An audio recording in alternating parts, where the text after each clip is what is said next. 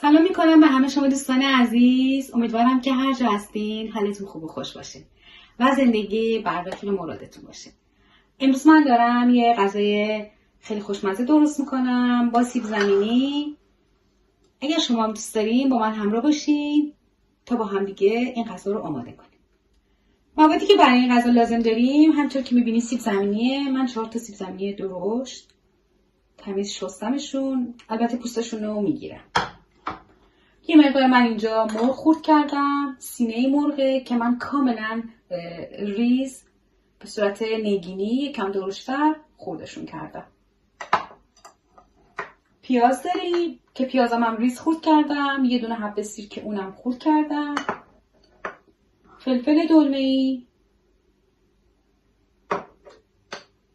یه مقدار ذرت پخته شده و اینجا زیتون داریم که من زیتونا رو برش زدم و گوجه های گیلاسی که اونا رو هم به 2 قسمت تقسیمشون کردم، یعنی از وسط نصفشون کردم. یه مقدار پنیر پیتزا لازم داریم. ادویه‌ای که برای این غذا لازم داریم: نمک، زردچوبه، فلفل سیاه، پاپریکا و آویشن. یه مقدار روغن لازم داریم برای سرخ کردن. اولین کاری که میکنم سیب زمینی ها رو پوست میگیرم.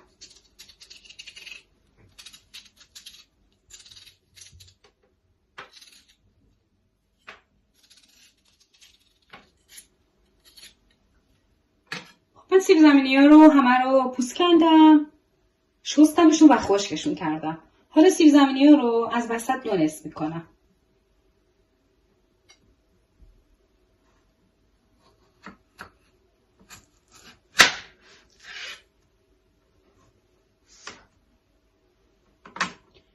و داخلشون رو من خالی میکنم.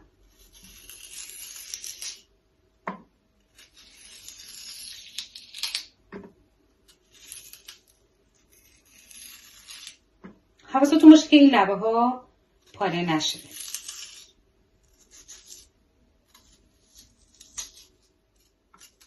من با نوک پوستکن دارم اینو خالی میکنم. حالا شما با هر وسیله که دارین میتونید این کار رو انجام بدید.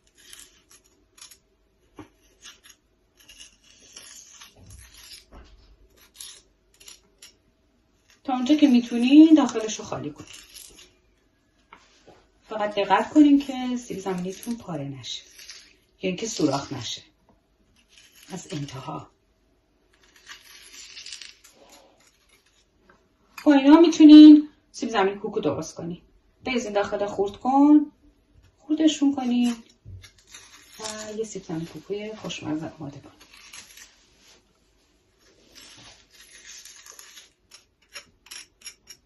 این داخلش کاملا خالی شد. حالا من همش رو درست میکنم، بعد بقیه مراحل. همونطور که دیدین من همه رو داخلشون رو خالی کردم و اینا رو میذارم کنار. گفتم که من میخوام سیب زمینی کوکو درست کنم. میریزم داخل خردکن، قشنگ خورد میشن، آبشون رو یه مقدار میگیرم و سیب زمینی کوکو درست میکنم. اینا رو هم الان همونطور که میبینین یه مقدار آب داره. آبای داخلش رو همه رو خشک میکنم و بهتون میگم که چیکارش باید بکنم. با دستمال آشپزخونه من اینا کاملا داخلش خشک میکنم.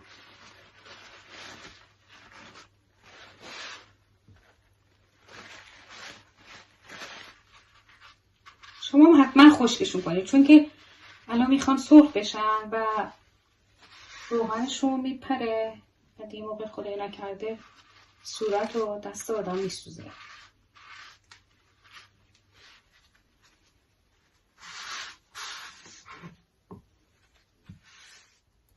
حالا من گاز رو روشن کردم، یه مرتبه گذاشتم روی گاز، یه مقدار روغن میریزم داخلش.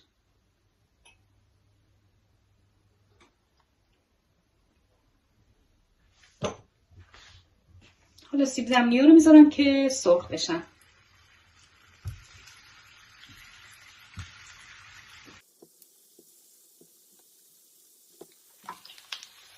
یه مقدارم من نمک میزنم روشون.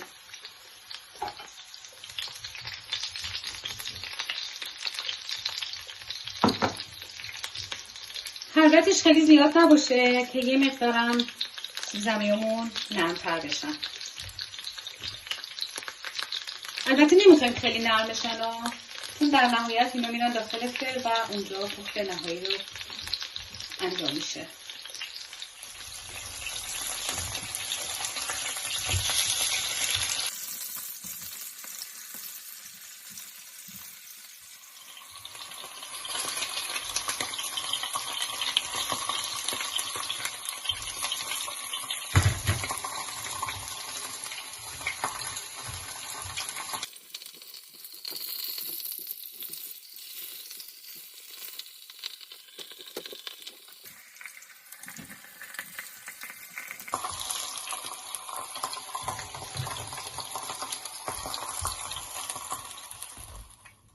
خب عزیزان من اینا رو سرخ کردم گذاشتم داخل سبد به خاطر اینکه یه مقدار روغنشون گرفته بشه.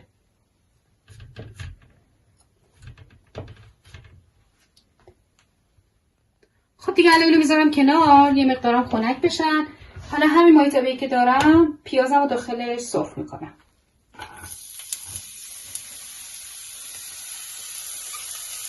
من میخوام دیگه مواد داخلش رو آماده کنم.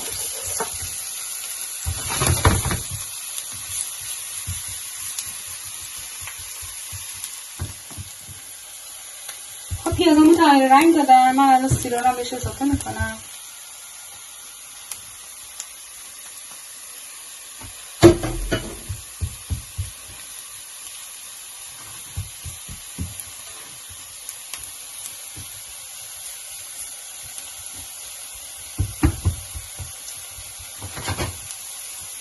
یه مقدار بوی سیرا که بلند شد مرغا رو بهش اضافه میکنم.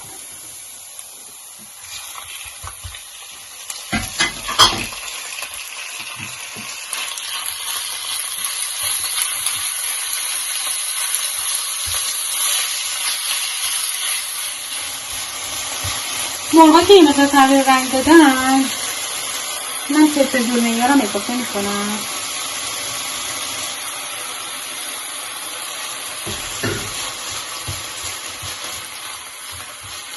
دارم تفت میدم با مرغامون.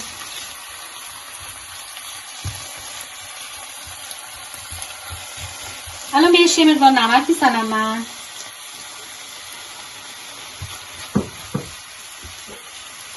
یه مقدار فلفل سیاه میزنم.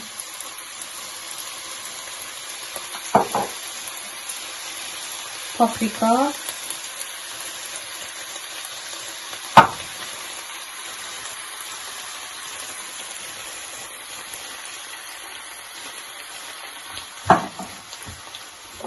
و یه مقدارم آلیشم.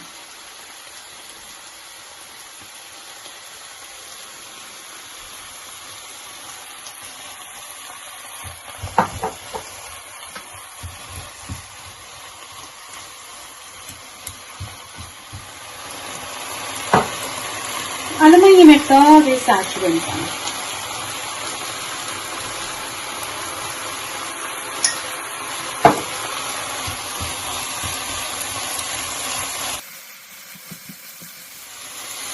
یه مقدارم من ذرت دارم. ذرت دارم اضافه میکنم.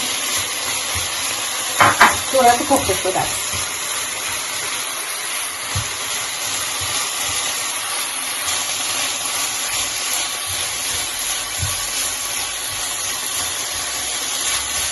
چیزی که الان اضافه میکنم و یادم رفت بگم یه مقدار ربه.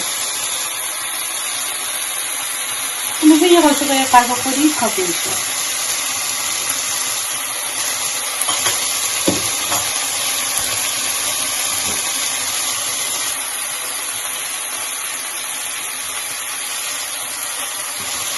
یه چند روبان تفت میدم تا روی خامش گرفته بشه و با بقیه مواد مخلوط میکنم.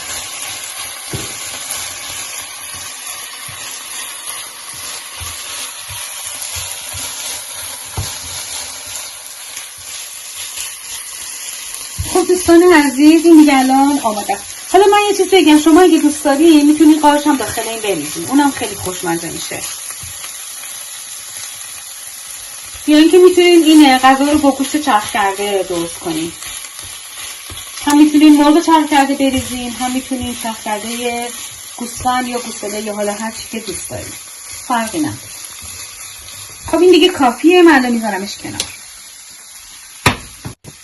خب الان من فرمون رو روشن میکنم، میذارم رو 150 درجه، بالا و پایین هر دو روشن. خب الان کاری که میکنیم اینا رو داخلش رو از موادی که داریم پر میکنیم.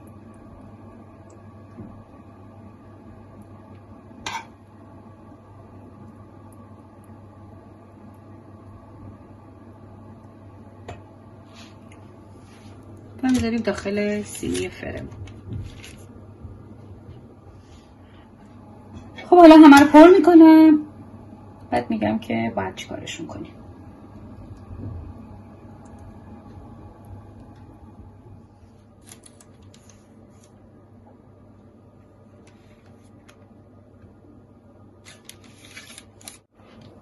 خب دیگه الان گوجه ها و زیتون ها رو میذاریم.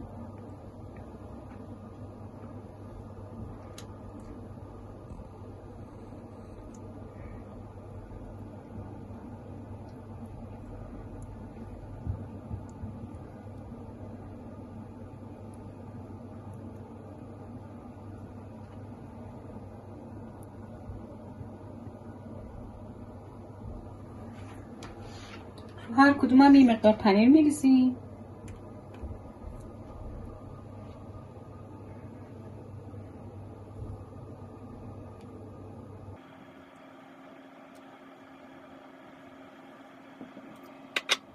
خب دیگه پنیر رو من ریختم روشون، الان میذارمشون داخل فرن.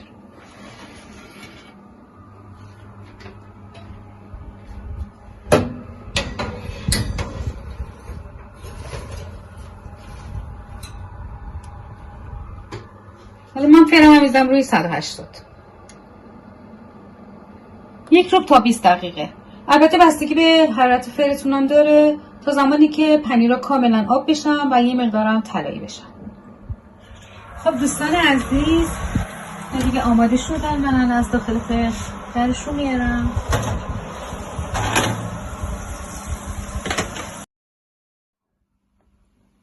خب عزیزان همینطور که میبینین سیب زمینی‌های شکمپر ما آماده شدن، فوق‌العاده خوشمزه شدن. امیدوارم که شما هم دوست داشته باشین، برای خودتون درست کنید و بخورید و لذتش رو ببرید. من در کنارش یه سسم آماده کردم، یه مقدار سس کچاپ، سس مایونز و سس خردل من بهش اضافه کردم. اینا رو با هم دیگه مخلوط کردم و یه کمی هم آبیشن ریختم که عطر بهتری داشته باشه، که با این سیب زمینی‌ها خیلی خوشمزه میشن.